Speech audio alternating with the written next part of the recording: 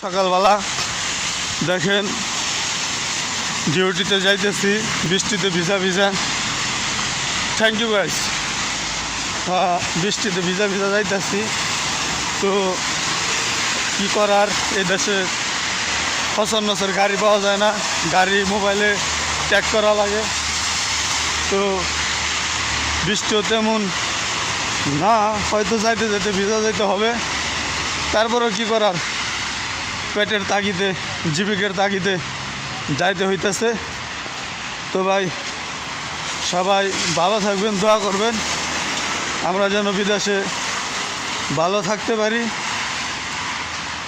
আল্লাহ তাআলা যেন আমাদের সকলকে সুস্থ রাখে। অনেক ভাইয়েরা এই যে দেশের আসতেছে, এই যে একজন যাইতেছে বৃষ্টিতে ভিজা ভিজা যাইতেছি। ভাই কি করার, ভাই কাজ না করলে তো পয়সা পাবো না। বিদেশে আসছি 2 টাকার জন্য নাকি ভাই? তো সকলে ভালো থাকবেন। আজকে এটা কিরগিজস্তান থেকে বলা। তো এই দেশে যারাই আসেন চিন্তা ভাবনা করে আসবেন, কারণ দেশটা খুব ভালো, কিন্তু খালি খাওয়া যায় বাঁশ।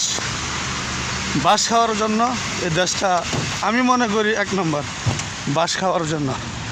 এই দেখেন সিঙ্গেল গাড়ি থেমে গেছে। যদি কারো বাঁশ খাইতে ইচ্ছে হয় তাহলে এই দেশে আইসা করবেন।